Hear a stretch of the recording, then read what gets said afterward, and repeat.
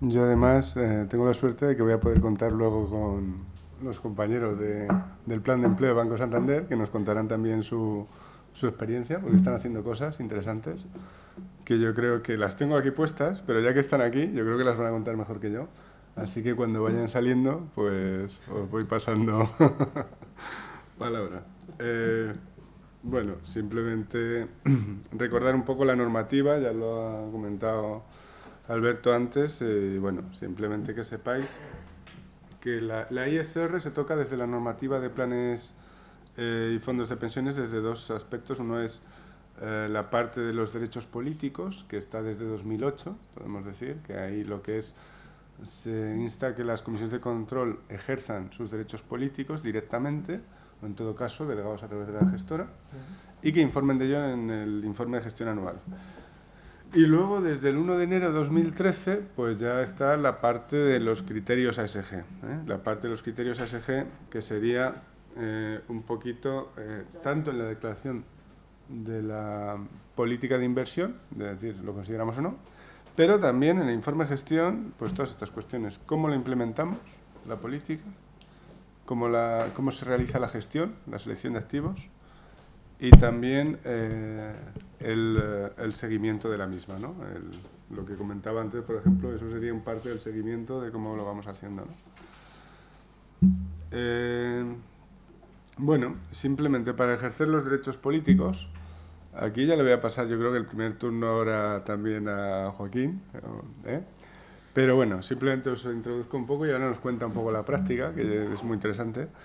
La cosa es que siempre recomendamos que el método sea ágil y eficaz, y ahora os va a explicar Joaquín lo ágil y eficaz que lo tienen, el método.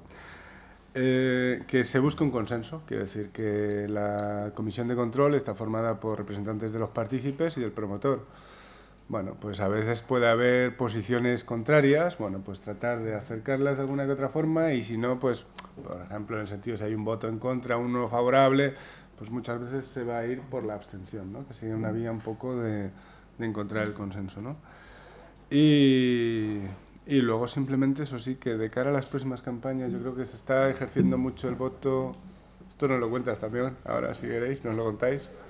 Se está ejerciendo el voto mucho vía papeleta, que es un poco correo postal, ¿no? Pues el voto electrónico yo creo que es un punto en el que debíamos incidir, ¿no?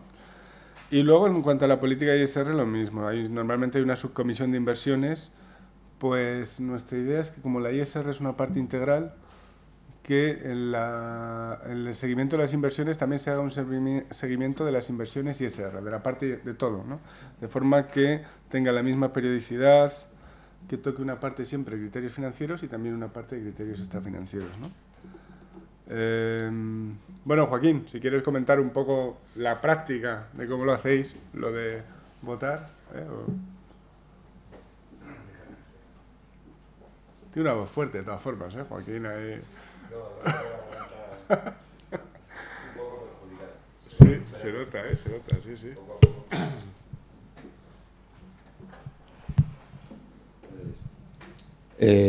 La forma de votar es relativamente sencilla, quiero decir que conocidos el orden del día de las...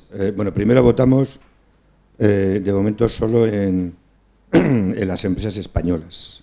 Y digo de momento porque estamos... primero votábamos solo en las empresas del IBEX, ahora se ha ampliado el campo a cualquier empresa española, previo encargo a Mario de que haga los informes correspondientes.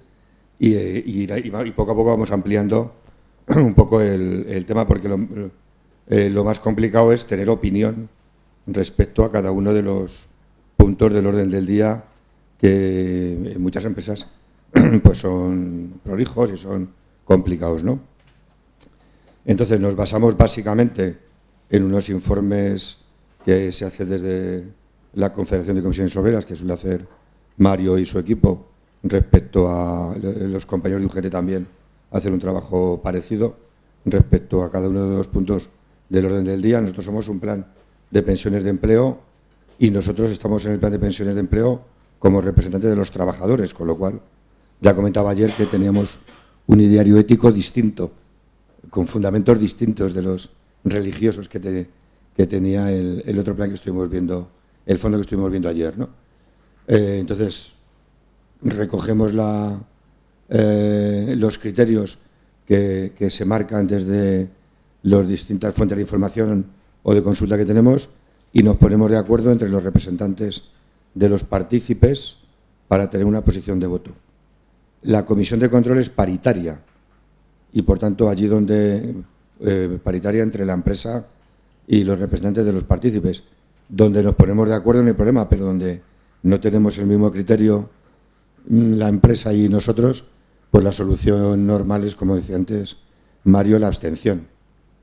Y el ejercicio del derecho de voto es relativamente sencillo, por correo electrónico, por no tener que estar reuniéndonos permanentemente, aparte de que en un plan como el nuestro pues hay gente de la Comisión de Control, que hay uno que es de Barcelona, otro de Málaga, y sería complicado, pues por correo electrónico nos pasamos las propuestas, etcétera. El mayor problema es un problema de plazos, porque desde que se convoca la Junta, se tiene conocimiento, se tiene información y hay que votar, pues hay que hacerlo todo con una premura de tiempo muy complicada y con el voto electrónico que comentaba Mario, el mayor problema que existe es ese. Hay menos plazo normalmente para votar vía voto electrónico que yendo con la papeleta, aunque sea en mano el último día a entregarla. Entonces sería más cómodo lo del voto electrónico y con el tiempo digo yo que lo desarrollarán, pero de momento bastan pillado de tiempos para tomar decisión tal, que al final es más práctico votar vía papel. Lo que no se suele hacer normalmente, nosotros no lo hacemos y que yo conozca no lo hace prácticamente nadie, es ir físicamente a la Junta de Accionistas a votar.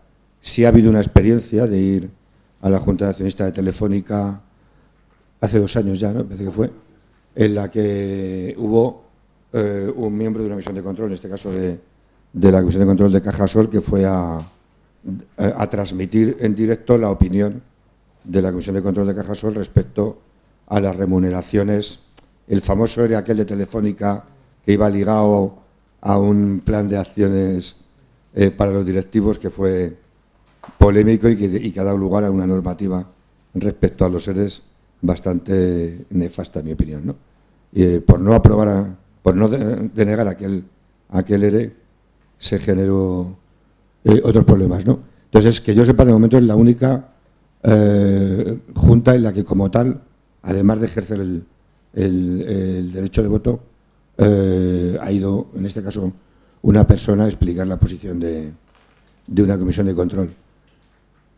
Un último punto que lo comentábamos ayer con Ángeles. Esto lo hacemos los planes de pensiones porque los propietarios de las acciones es el plan de pensiones y nosotros representamos al plan de pensiones, es decir, representamos los intereses de los partícipes, los intereses de los propietarios de las acciones. El fondo que comentamos ayer no puede ejercer el derecho es decir, el comité ético que también existía en ese fondo que nos explicaron ayer, no representan a los propietarios de las acciones.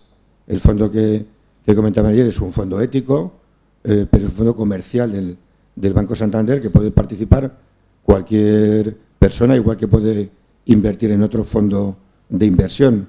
Entonces, la representación de los intereses de las acciones de ese fondo no la gestionan directamente el comité ético. Lo podría hacer por delegación si se lo mandatara o si se lo diera el Santander, ¿no? Pero vamos, no representan directamente a los propietarios de las acciones, como si representamos las comisiones de control de los planes de pensiones, ¿no? Es una diferencia importante para entender algunas particularidades, si se quiere.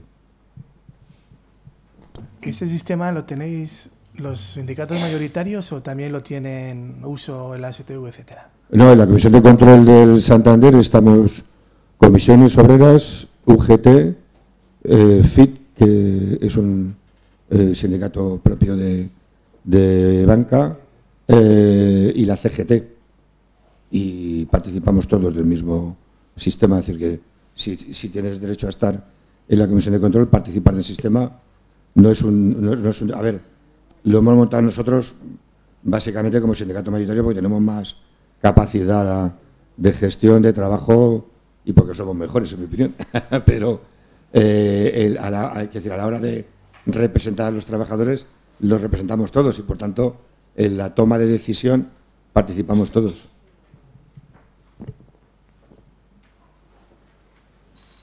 Muy bien, gracias, Joaquín. Recurriremos a vosotros más adelante, seguro, también, a contar alguna otra cosa. Bueno, simplemente, ¿qué razones hay? Esto es una de las, un poco de política, de por qué adoptar una política ISR. Bueno, hay que tener en cuenta dos cosas. ¿Cuál es el objetivo de un plan de pensiones? Es pagar las pensiones, con lo cual tiene que obtener una rentabilidad adecuada. La rentabilidad, lo que nosotros llamamos rentabilidad necesaria, que no es la máxima, es decir, una rentabilidad que te permita cubrir ese pago de la prestación objetiva que tú establezcas, ¿no? Un poco.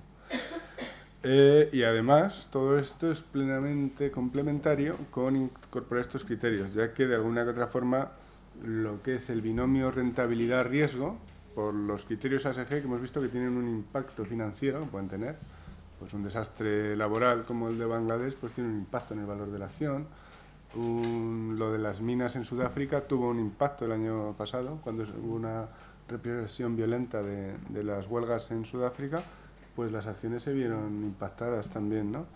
Lo del caso de BP, que como dice Alberto, es el caso siempre contado, pues también tiene un impacto, ¿no?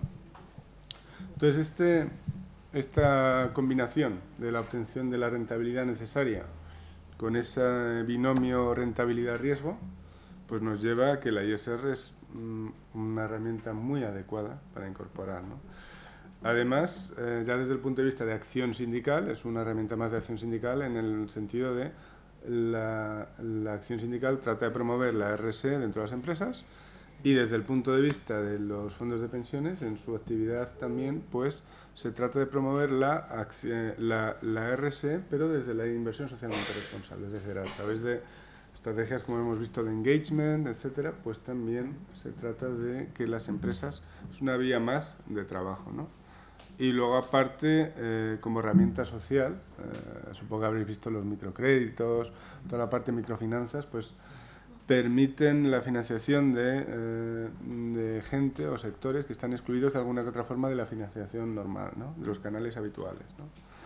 Entonces, pues es una cosa que realmente es muy, muy positiva, ¿no? Para los fondos de pensiones de empleo, para las mutualidades de previsión social, ¿no? Luego, claro, aquí esto es una transparencia que lo que tratamos de decir aquí es cómo funciona esto en el mundo. Hemos visto las comisiones de control un poco, en el mundo es igual. En general, quiero decir, por ejemplo, en España está la comisión de control, las asambleas o juntas directivas, y son mutualidades de previsión social. Pero también tienes, por ejemplo, en Holanda, pues también ABP, que es el fondo gigantesco, enorme, uno de los más grandes, que debe ser como 8 veces el sistema de previsión español. Pues los agentes sociales también están representados en los órganos de gobierno del fondo. También en Suecia ahí veis el AP1, que es uno de los fondos que hay, pues tiene 9 miembros y tiene 9 por el gobierno, 2 por las organizaciones sindicales y 2 por las empresariales. El resto los nombra el gobierno, ¿no? Ahí tenéis otro muy famoso, Reino Unido, que, bueno, pues tiene igual 4 nombrados por el empleador, 3 por los sindicatos, 1 debe ser beneficiario, 1 por el fondo de capitalización, etcétera, ¿no? En CalPERS hay elecciones directas de los representantes, ¿no? Entre partícipes, por ejemplo, entre todos los partícipes, entre todos los funcionarios inactivos, entre diferentes colectivos, ¿no? De alguna que otra forma, siempre los representantes de los trabajadores, igual que la parte promotor, pues están presentes en los órganos de gestión, ¿no? Y de supervisión y control. Aquí tenemos una de las redes en las que participamos, las organizaciones sindicales, que es el Comité sobre el Capital de los Trabajadores. Es una red muy interesante, quiero decir, porque ¿quién participa en esta red? Pues ahí lo veis. La Confederación Sindical Internacional, en la que engloba a sindicatos de todo el mundo. También las federaciones sindicales internacionales, que son las ramas sectoriales a nivel internacional.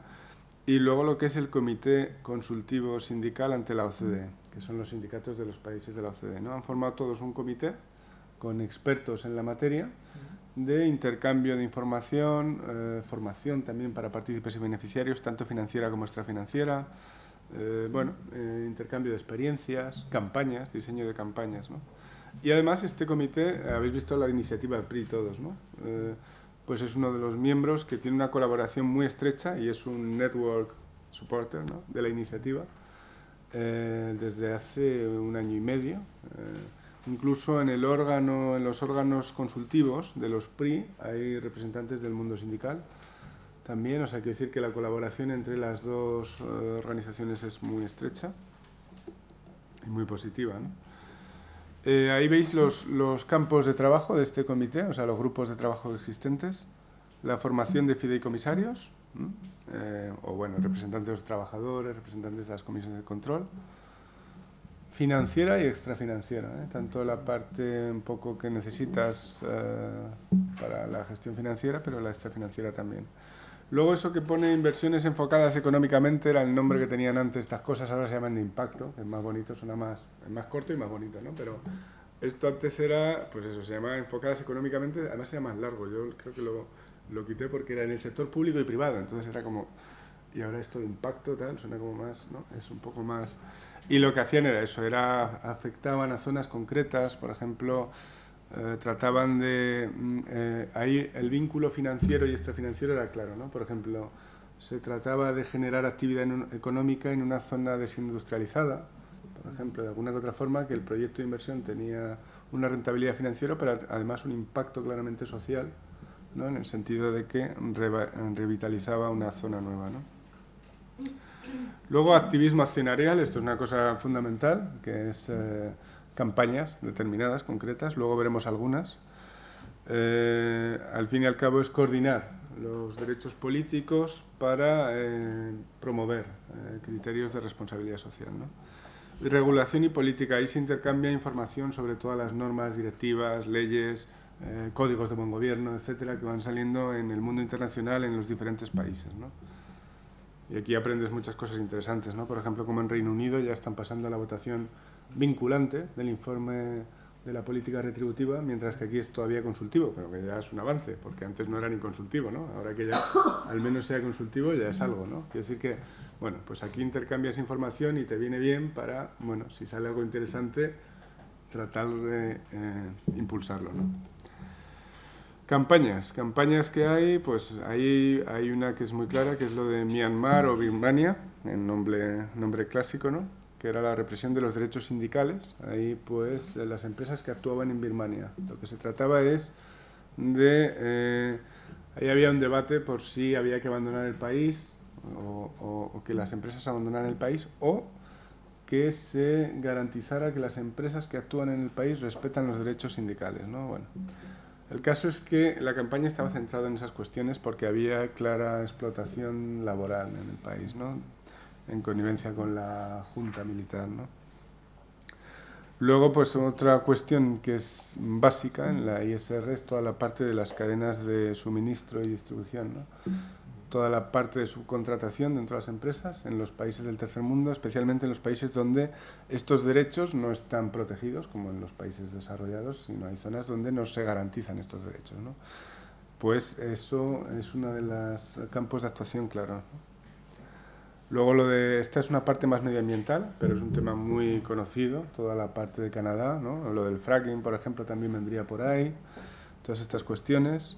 Ahí tenéis una de Río Tinto, que es, bueno, es una buena experiencia también, pero os voy a pasar ya a las más novedosas, que son las de 2012 y 2013, ¿no?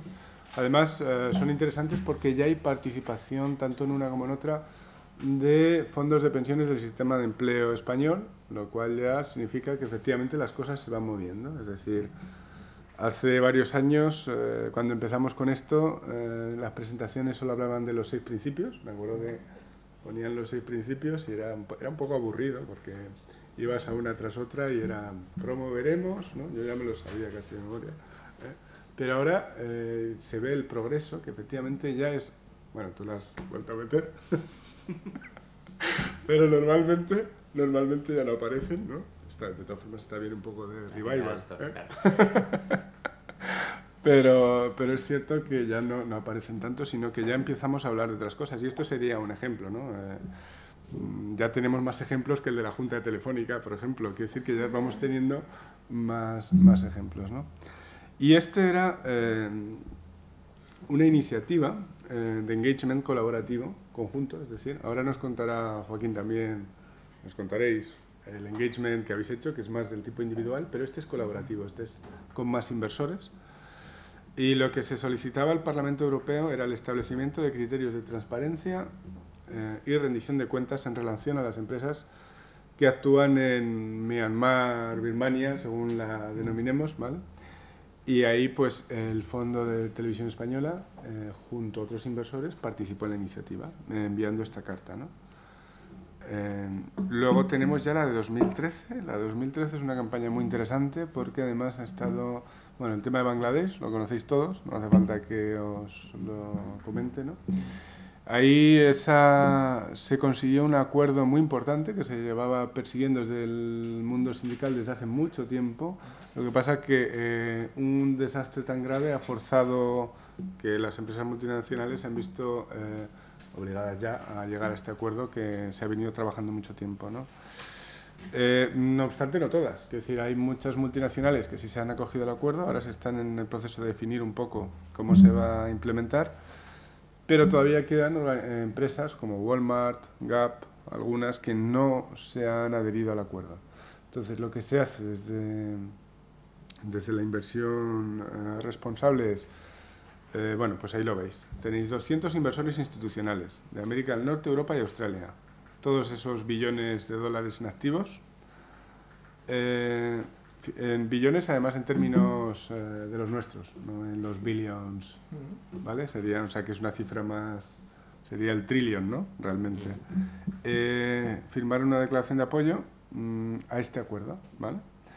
El acuerdo lo veis ahí. Acuerdo para la prevención de incendios y para la seguridad de los edificios en la industria de la confección en Bangladesh, ¿vale?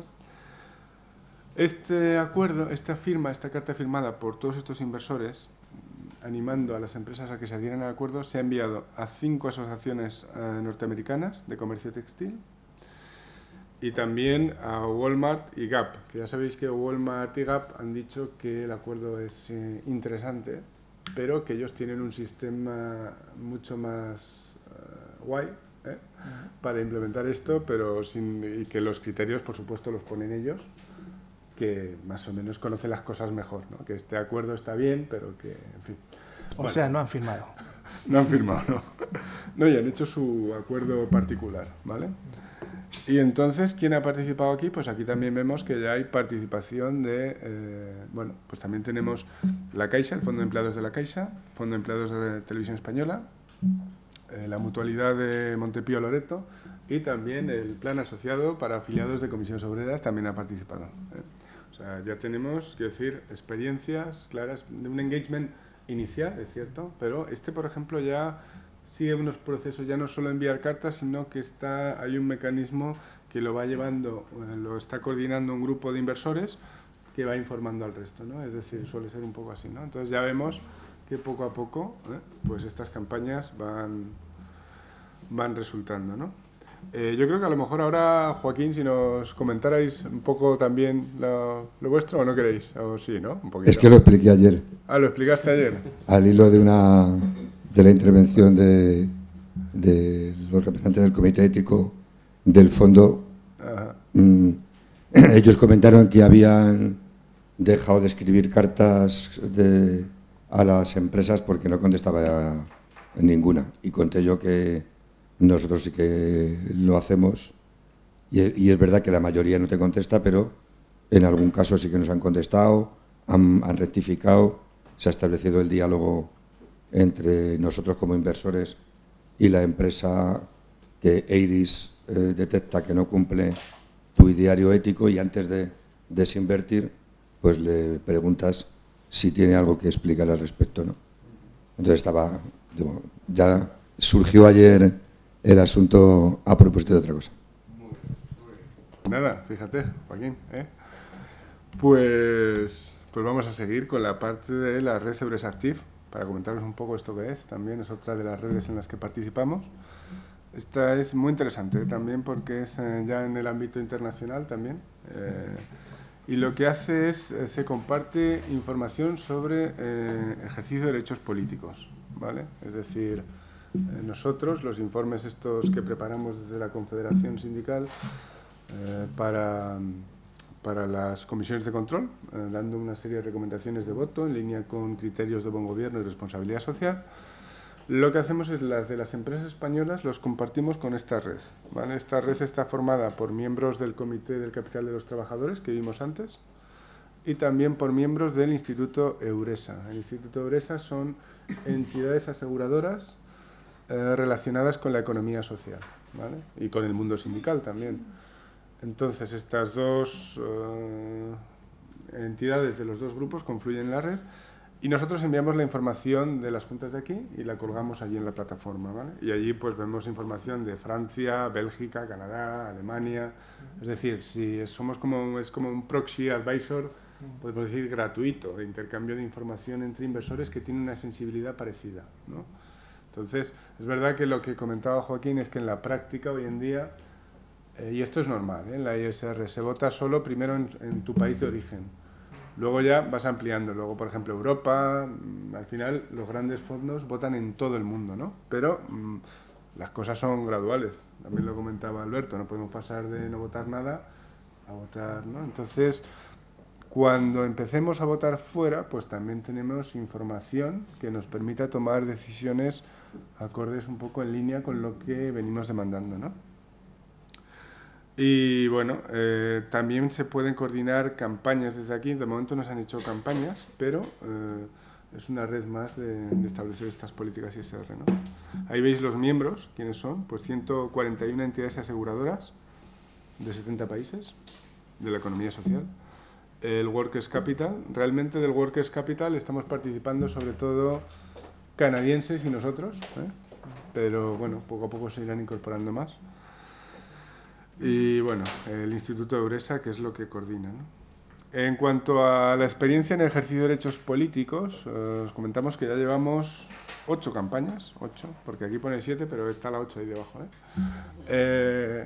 son 8, ¿vale? Ahí hemos, desde 2006 que empezamos, y bueno, simplemente os comento un poco el proceso. También es, como todo en la vida, se va aprendiendo poco a poco. Nosotros cuando empezamos con esto, pues la verdad es que teníamos poco conocimiento, si lo fuimos adquiriendo en el sentido de, lo primero que hicimos fue hacer un mapa de las juntas y bueno, enviarlas a las comisiones de control, un poco que no hay, diciendo, oye, hay una junta de accionistas y es bueno ir a votar porque, bueno, es ejercer tus derechos políticos, tu responsabilidad como inversor, ¿no? De alguna u otra forma, la respuesta que nos dieron es muy interesante, pero necesitamos algún tipo de apoyo para valorar un poco esto, ¿no? Entonces, ahí empezamos ya a trabajar un poco, el estudiar los puntos del orden del día, bueno, ver las políticas de responsabilidad social, códigos de buen gobierno y un poco en esa línea trazar recomendaciones de voto que siguieran un poco esas políticas, ¿no? Enviamos esta información a las comisiones de control y hay varias que, como veis, aquí tenéis una muestra, una comisión de control que ya está votando y hay más, yo creo que hay unas 15 o 16 que están activamente votando. Y luego, pues, desde 2009 ya, como he comentado, participamos con la red Eures Active. Y hay una cuestión muy interesante, que es un informe que llevamos 2 años haciendo. Lleva 2 años, estamos participando desde el primer año, que se llama Global Proxy Review, que es del Comité del Capital de los Trabajadores. Es un informe muy interesante porque este informe lo que recoge es, pide seleccionar a cada uno de los países que participan. Nosotros, España, Comisiones Obreras, ha hecho en 2011 y 2012 España, la parte de España. En 2013 la vamos a hacer conjuntamente con UGT. Y bueno, hay otros países, está Suiza, está Australia, está Canadá, está Estados Unidos, Reino Unido, Holanda, bueno, Sudáfrica, o sea, y cada vez va extendiéndose, ¿no? Se seleccionan 5 puntos del orden del día. El año pasado, por ejemplo, seleccionamos el consejo para la votación consultiva, por ejemplo, el consejo que mayor retribución había tenido en conjunto, que era el de Banco Santander, o el consejero mejor retribuido, que era Inditex, ¿no? Por ejemplo. También elegimos varios temas, están publicados todos, se pueden consultar, los podéis ver, están en la web del Comité del Capital de los Trabajadores. Si ponéis Global Proxy Review, pues veréis un poco, también estaba, por ejemplo, la elección del... Son temas que de alguna que otra forma se seleccionan por su especial relevancia, ¿no? Y bueno, y los otros países lo mismo, seleccionan temas. Normalmente, claro, siempre van a aparecer grandes empresas, ¿eh? Algún tema de gran empresa, ¿por qué? Porque el objetivo del trabajo es que sea para inversores institucionales grandes, fondos de pensiones de empleo. ¿Qué se tienen las carteras? Pues no van a tener a lo mejor no sé, vamos a decir una pequeña empresa, pero sí van a tener un Banco Santander, van a tener un Inditex, van a tener un Telefónica. Entonces, es verdad que se trata dentro de estas empresas grandes, buscar algún punto en el orden del día que tenga alguna controversia o que se estime una controversia desde el punto de vista de inversor institucional, ¿no? Entonces se seleccionan 5 puntos del día y este año, ahora mismo, de hecho, estamos en el proceso de el Global Proxy Review 2013, ¿vale? Estamos trabajando ahora en ello.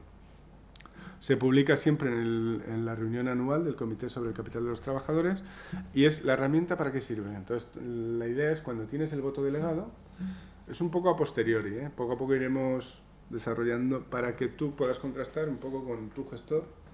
En caso de que esté delegado, digas, oye, ¿cómo has votado estos puntos del orden del día? Y te va a decir, oye, pues yo estoy a favor, porque, joder, estos son unos tíos guays, ¿no?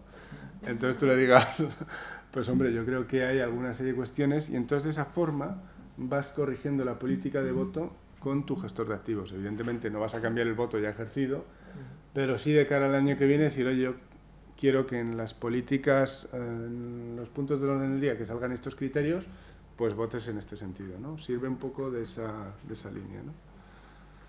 Y la octava campaña, como comentaba Joaquín antes, pues ahora ya estamos adaptando a todas las acciones de empresas españolas que hay en cartera, ¿vale? Es decir, si hay alguna, antes era IBEX, si hay alguna no IBEX, que a veces las hay, pues también preparamos información.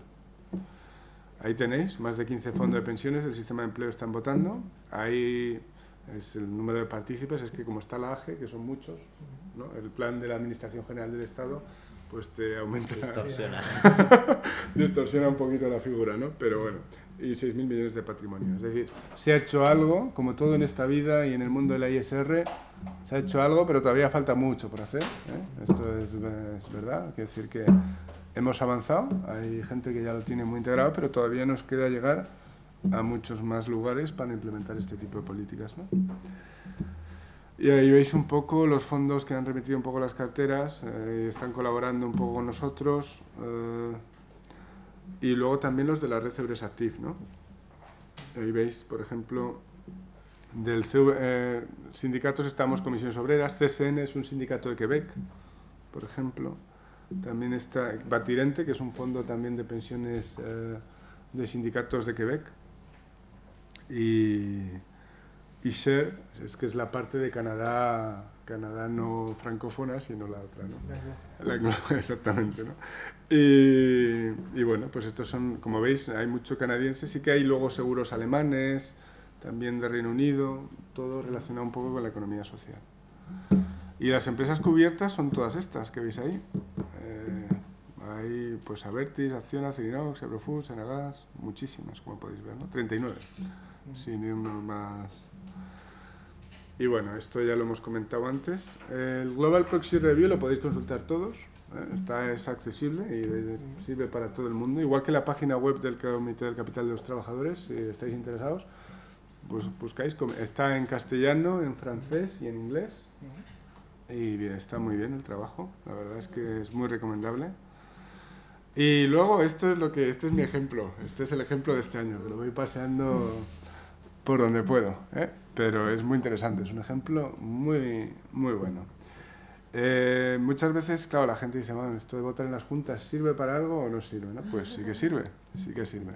Quiero decir, ahí veis la junta de Telefónica.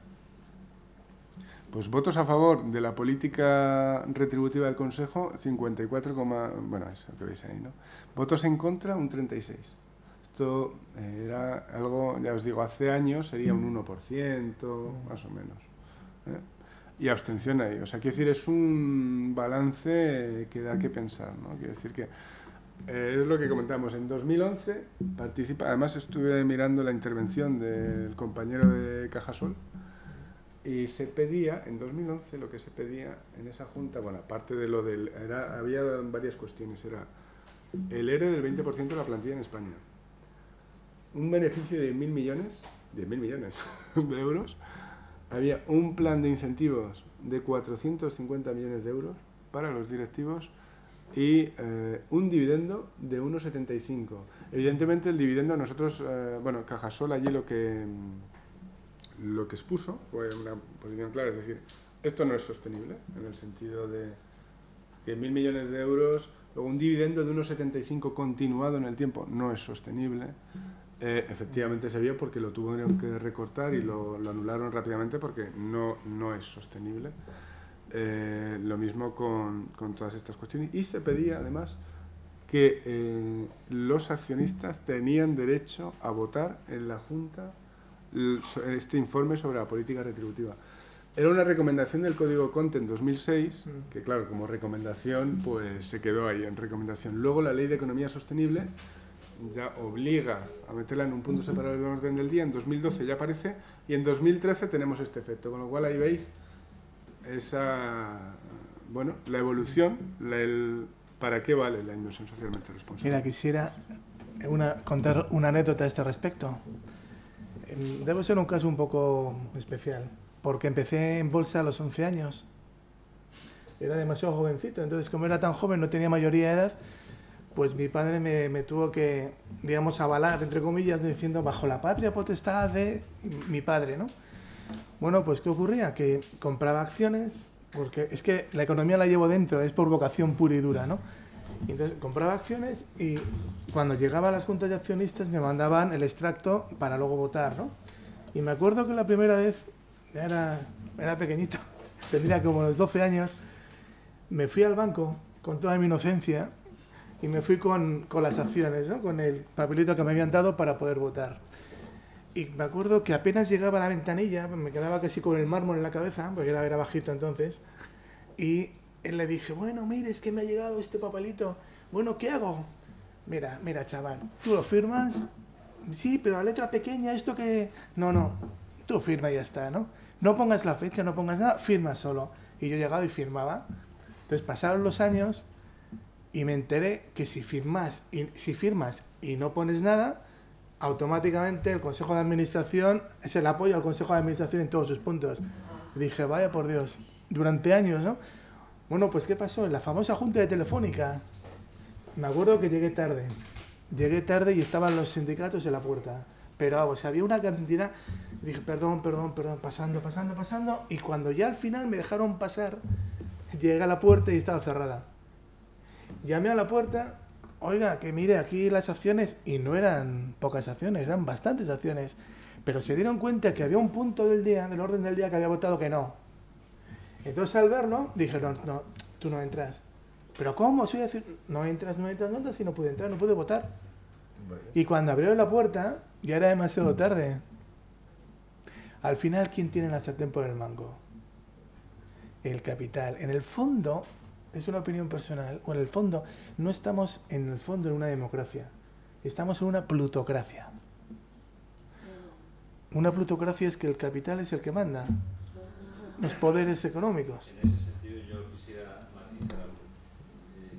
Yo creo que hay que distinguir el capital y el propietario del capital y el gestor del capital. También. El que manda es el gestor, no es el capital. Eso es verdad, el gestor, sí.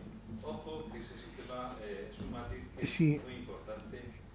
¿Por qué? Pues porque los propietarios de los activos que pueden ejercer sus derechos como propietarios de activos o el accionista, en este caso, que es el caso suyo, no tuvieron opción. El capital, ahí no era el gestor, el que estaba, el gestor al nivel correspondiente, quien de alguna forma estaba usurpando la posición del propietario del activo al nivel correspondiente. Es más, incluso por encima del gestor del capital está lo que se llama el market maker, el que hace el mercado, el que dirige Sí, sí. el valor de las acciones. Entonces, al final, ese es el que hace todo. Es un juego de suma cero. O sea, el mundo bursátil es un mundo de suma cero. Es un juego de suma cero.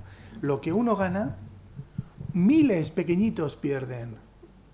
Y luego, por eso, nunca, como consejo práctico, nunca hagáis caso de la publicidad ni de los banners en páginas web diciendo compra Celtia, compra Celtia, compra Terra. Los valores que se ponen de moda, no. Y si os gusta el riesgo, como mucho, meted un 10%, ya es riesgo, un 10% en acciones, digamos, de alto riesgo, en chicharros, en small caps, mientras que el resto en blue chips, si queréis invertir. Pero sobre todo pensad en los demás, tened empatía. Pensad que esa inversión a ver dónde va a ir. Pensad en el medio ambiente, pensad en la sociedad, pensad en los trabajadores, pensad en la explotación laboral infantil. Y entonces seréis responsables a la hora de invertir. Pero claro, ¿qué ocurre? Eso lo haces en una segunda fase. En una primera fase dices, quiero ganar dinero, vale, muy bien. Pero ¿a costa de qué? En la segunda fase. Y es cuando ya empiezas a invertir de otra manera. Pero para eso tienes que tener un rodaje. Sí, hay explotación laboral infantil y la otra también, ¿eh? Quiero decir que, que muchas veces se olvida, ¿no? Porque yo quiero decir que lo veo mucho, explotación laboral infantil, y digo, sí, pero también hay algunos que no son infantes y también son explotados, ¿no? Hay que tenerlo en cuenta también.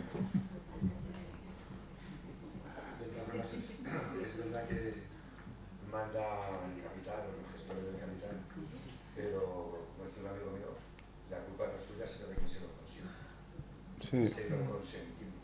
Sí. Quiero decir que el ejemplo que tú pones de ir y firmar en la papel del blanco es que en la mayoría de las empresas, especialmente en los bancos, va acompañado del regalo. Y entonces la gente va con su papelita, delega, ¿por qué? Porque le van a dar el paraguas, la toalla o el regalo de turno de la Junta de Accionistas, que es verdad que el que tiene acciones a nivel individual solo se preocupa de la rentabilidad y del regalo. En este ámbito de la vida, como en otros muchos, si se participara, evidentemente las cosas serían distintas. Por eso hay un gran banco X, que no voy a decir el nombre, que los regalos que da siempre son corporativos. Y siempre vas haciendo publicidad gratuita de ese banco. Y la competencia, los regalos que dan siempre son diccionarios. Y toda la colección de diccionarios, en alemán, en francés, en inglés, todo. De historia del arte, de todo. Eso es cierto. Yo, simplemente por recordar un poco lo que estaba diciendo antes y al hilo de todo esto, creo que la clave es la asociación y las redes. Estamos viendo aquí ejemplos prácticos de lo que está pasando en redes ya, pues a nivel sindical o a través de los PRI. Todavía no ha llegado a España lo que es el clearing house de los PRI, pero llegará, y a lo mejor llega en forma de accidente, lo que te decía anteriormente. A lo mejor lo que tiene que ocurrir, como siempre aquí, es que te den primero un palo, que pase algo en una empresa española y todo el mundo se ponga con este tema, ¿vale? A lo mejor en modo de ejemplo en Junta General de Accionistas, o que una empresa, un fondo grande, ABP, Noruega, Calpers, cualquier megafondo extranjero diga, pues mira, no entro en Telefónica por X razones. Que el marketing lo tienen muy bien en estas empresas a nivel de RSE, tienen un marketing perfecto, pero que muchas veces estos departamentos de RSE no están ligando esa materia en su plan de pensiones de empleados, ¿vale? Que eso es una de las cosas que nosotros también queremos trabajar, y queremos que por esa vía también se puede empezar a mover un poco esto, ¿no? Porque claro, es muy bonito que la empresa X diga que es responsable, tenga un departamento de RSE perfecto, que esté en todos los índices de sostenibilidad del mundo, pero luego el propio plan de empleados, pues por ejemplo, ni vote, porque no les dejan, ¿eh? ¿Vale? O sea, a lo mejor tiene que venir alguien de fuera a darte a ti un golpe y digas, bueno, pues a partir de ahora me voy a tener que preocupar, efectivamente voy a tener que ser más transparente, pero para todos, ¿vale? No solo para los gestores, el capital, etcétera, sino para los propios trabajadores. Sí, pero lo que veo es lo siguiente. Principalmente son grandes empresas quienes tienen todo ese sistema, pero la estructura empresarial es pyme. Y como es que la gran mayoría pues al final se quedan fuera de ese sistema, ¿no? Ese sistema es genial, el mundo sindical es un mundo, nunca mejor dicho. O sea, estáis viendo que tremendo lo que hay detrás de un sindicato, pero es que solamente afecta a un grupo nada más, a una minoría de empresas, realmente, ¿no? Que luego esas empresas tienen impacto, pues sí lo tienen. En los medios de comunicación, tremendo, ¿no? Pero es que la estructura es pyme sobre todo familiar. Y es la que crea empleo. Entonces, hay que permear ahí dentro. A ver, si en el ejemplo de la transparencia que he puesto anteriormente, los 1.300 y pico planes de pensiones de empleo que hay en este país, que son la mayoría grandes empresas, pero también hay menores, pero vamos, está concentrado en, te voy a decir, 20, 30 planes máximo, el volumen que hay. O sea, lo que estamos hablando tristemente está al alcance de pocos, que son normalmente empresas con uniplanes en sus carteras de los fondos de pensiones de empleo, solo están ellos, ¿vale? Y la única manera que nosotros ya también venimos demandando es intentar hacer algo sectorial, intentar juntar planes y lo que decía anteriormente, intentar que sean planes mucho más, por lo menos potentes desde el punto de vista en cuanto a partidez y patrimonio. Pero la situación real en España, nos das cuenta, ¿no? Realmente no es esa. Por eso os animo, ya que lo estoy haciendo tan bien, y no es por hacer la pelota. Yo jamás hago la pelota, es una cosa, ¿no?, que me sale así, pero es que cuando las cosas están bien, están bien. Y esto está muy bien. Y os animaría, en vez de, o sea, además de grandes empresas, también pymes también, y pymes familiares, porque esa va a ser la clave también, para que haya genialidad para todos, ¿no?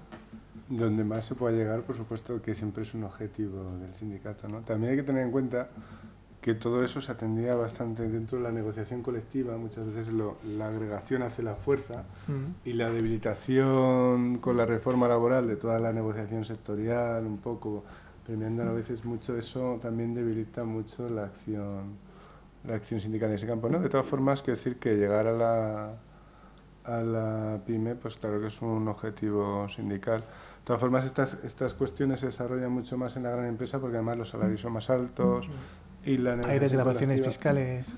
No, y aparte que ya tienes unos salarios más altos que permiten acceder a un salario diferido, mientras que la prioridad en una empresa donde el salario pues es lo que es muchas veces, pues no te da para lo que vas a demandar primero, es una subida, un aumento salarial que te lleve a tener una posibilidad de desarrollo personal, ¿no?, mayor.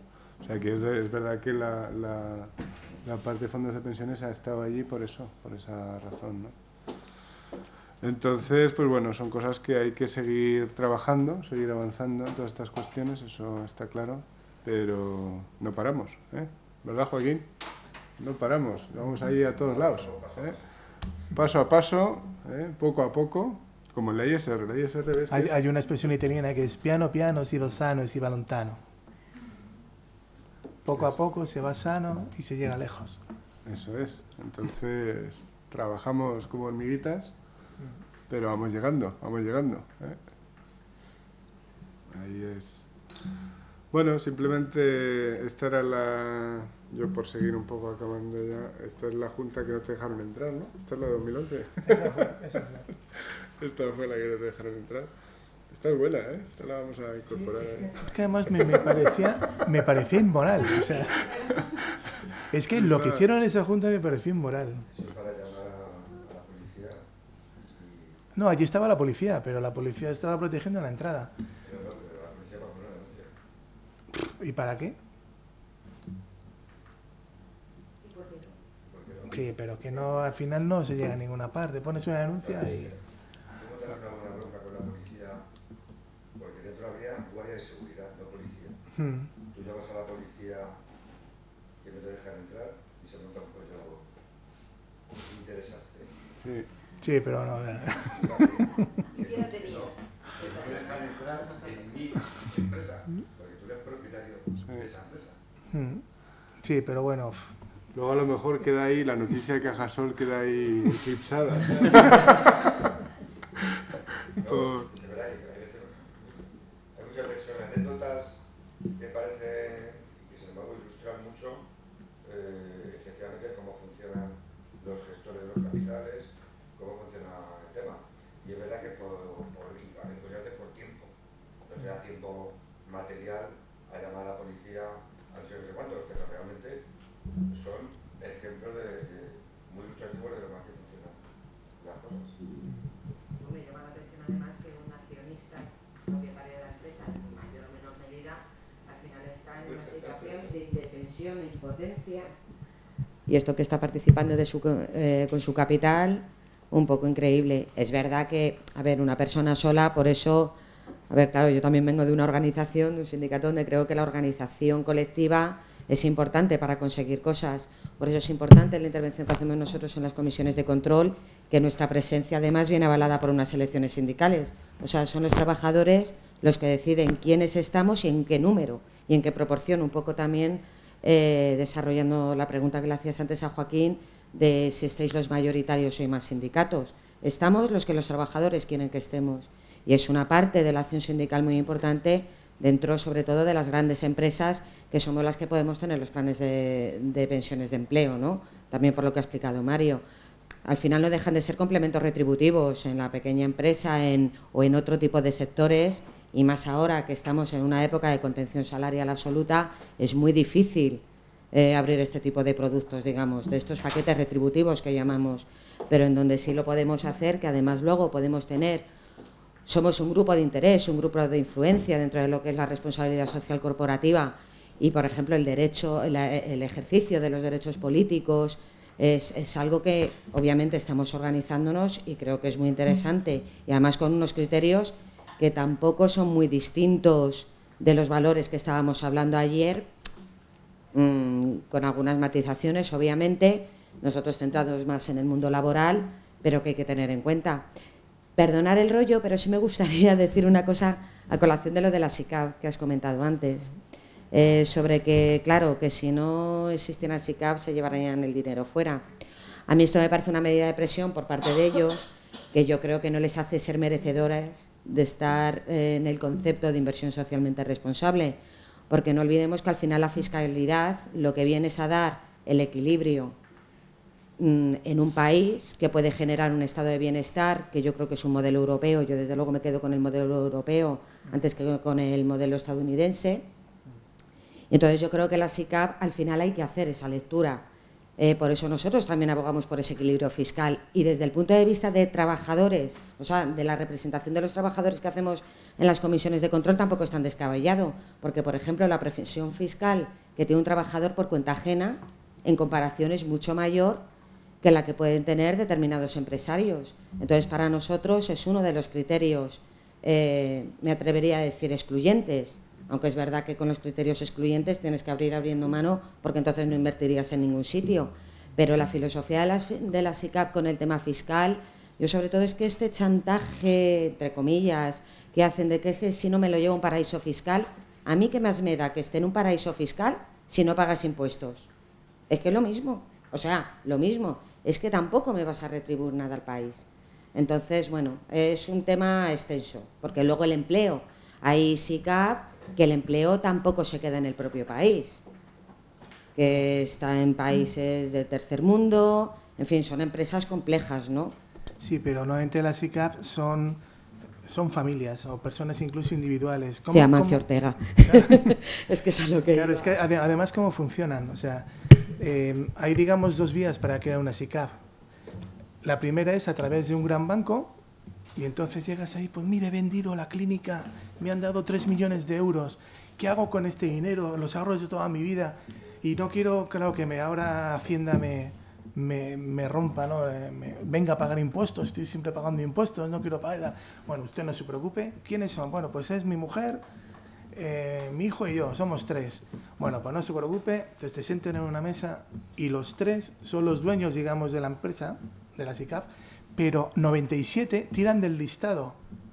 El director de zona, el director territorial, tal, de la oficina, hasta así 97, y ya cumplen ya con los 100 accionistas como requisito legal. Y luego además, en el caso grandes bancos, pero es que además se convierten a la vez los grandes bancos en dealers y en brokers. O sea, los dealers son los que dicen, hay que invertir aquí, aquí y aquí y aquí. Y además, te voy a hacer la operación, soy el broker. Por lo tanto, te cobra una comisión del 0,6 compra, 0,6 venta, más una comisión del 1,5 en la comisión de mantenimiento anual. Y luego encima, te voy a decir en qué valores vas a invertir. En mis fondos de inversión, en mis acciones, y no en la competencia ni nada por el estilo. Total, que al final con tu dinero hace lo que quieren y al final cotizas en bolsa, en el mercado alternativo bursátil o también en el mercado de corros, y ya está, directamente pones la mano, no pagas impuestos, cuando lo recuperas pagas el 1% y ya está. Pero eso es una vía. Otra vía es los intermediarios financieros. Eso es tremendo, porque los intermediarios financieros, tú eres el dealer y el broker solamente pone la orden de compra-venta y se acabó. Y tú dices, quiero invertir aquí, aquí. Te dan más libertad, tienes más riesgo. Entonces, ¿qué sucede al final? Que no creas empleo. Cero. En el fondo es para no pagar impuestos, y si tienes una conciencia, que tienes que tener conciencia, entonces ya haces determinadas inversiones en determinados valores. Pero nada más, o sea, de todas las SICAV hay un listado muy grande en la Bolsa de Valencia, que curiosamente hay muchísimas allá. Precisamente la industria textil valenciana, y catalana se hundió. Qué curiosos, hay cosas curiosas por la vida, y son SICAV de antiguos empresarios que han convertido su patrimonio en acciones y directamente lo tienen ahí para el futuro. Lo único que tienes que tener 2,5 millones de euros en acciones, y no vale la casa, no vale el coche. Tienen que ser capital variable únicamente, ¿no? Yo lo veo un chollazo, un chollo, como se dice, perdón por el lenguaje no académico, pero es un chollo, es tremendo. Es tremendo, es un tremendo chollo que existe desde los años 80. ¿Qué es chollo? Chollo es gran oportunidad para un inversor. Bueno, hay instrumentos peores, ¿eh? Bueno, voy a contar algo que, como ha pasado más de 2 años, ya como anécdota, ya la última, como anécdota, estuve trabajando en una gran multinacional, una de ellas. Una multinacional en la cual la sede central, y no digo más, está en Gran Vía. No digo más. Entonces, ¿qué pasó? Llegaban los clientes y protestaban, diciendo, bueno, ¿y este dinero? Hemos mandado el dinero, ¿dónde está mi producto? Bueno, pues no se preocupe, va a llegar su producto. ¿Pero dónde está mi producto? Bueno, pues el dinero de ese cliente estaba en repos, en reposiciones de activos en Estados Unidos. Y había sociedades interpuestas dentro de la Unión Europea en las cuales ese dinero inflaba los balances de estas empresas. Hice un cálculo, no me lo dejaron publicar. Estaba haciendo la primera tesis doctoral entonces, no me lo dejaron publicar. Tengo el libro publicado en Argentina, no he podido poner ningún dato de la empresa, pero bueno, al menos está publicado. Y es que el 23% del volumen de operaciones anual, del volumen de facturación anual, iba a paraísos fiscales. Y una de las cuentas era del presidente, que solamente con los intereses de las repos, que eran en entonces de un 2, un 3% diario, solamente con eso mantenía el dinero una semana en una cuenta, y ese dinero lleva luego a las Bahamas, a un paraíso fiscal, a una cuenta nominativa suya, exclusiva. Y luego era el mismo que decía, hay que pagar impuestos, hay que ser solidario. Por eso en el mundo de la gran empresa, entonces era adjunto al consejero delegado, hay 2 vías, hay 2 caras. Cuando viene la prensa se habla de una manera y internamente se habla de otra. Entonces no puede ser. Tiene que haber una única... ¿Y al espejo? Al espejo directamente, tiene que haber transparencia. Tiene que haber transparencia, tiene que haber integridad. Por eso, ¿qué es lo que pasa en este mundo, en la actualidad, en el mundo económico? Faltan valores. Tenemos una crisis de valores. Y por eso, y no es porque estemos en la Pontificia de Salamanca, la religión tiene un papel fundamental. La religión tiene un papel fundamental. Entonces, hay valores humanísticos y valores religiosos, éticos también, llamo a las 6 grandes ramas. Hay quien se mueve por filantropía, hay quien se mueve por caridad religiosa, hay quien se mueve por antropocentrismo, por el hombre, el ser humano como el centro, lo más importante, y hay quien es más religioso, ¿no? Hay de todo, ¿no? Pero los valores, faltan valores. Diría que, con todo mi máximo respeto a todo tipo de ideologías y creencias, que luego, sobre todo, son los valores comunes, ¿no?, que tienen todos los ciudadanos en común, ¿no?, que esos serían lo que sería el buen gobierno de las sociedades, de las entidades, que van más allá de valores, que sí son valores de sociedad, ¿no?, en su conjunto, ¿no?, de un código de buen gobierno, por ejemplo, que afecta a todos, porque al fin y al cabo la religión afecta aparte, ¿no?, que es a los que, pero sin embargo ese cúmulo de valores globales, ¿no?, serían los que como Estado y sociedades deberíamos desarrollar entre todos, ¿no?, conjuntamente, quizás, ¿no? Sería... Con todos mis respetos, o sea, la religión en el fondo afecta a todos, afecta a todos. Lo que pasa es quién la rechaza y quién no la rechaza, quién la acepta y la interioriza. Si la interiorizas es una gozada. Si, por ejemplo, sientes un vacío, pues mira un poco a ver qué pasa, ¿no? Pero afecta a todos, al final.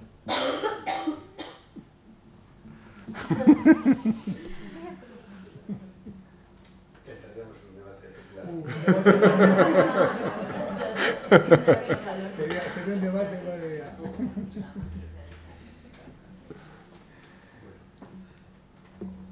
¿Alguna pregunta, comentario, duda? Bueno, pues muchísimas gracias. Hacemos un pequeño descanso. Muchísimas gracias, Alberto. Muchísimas gracias, Mario. Un aplauso.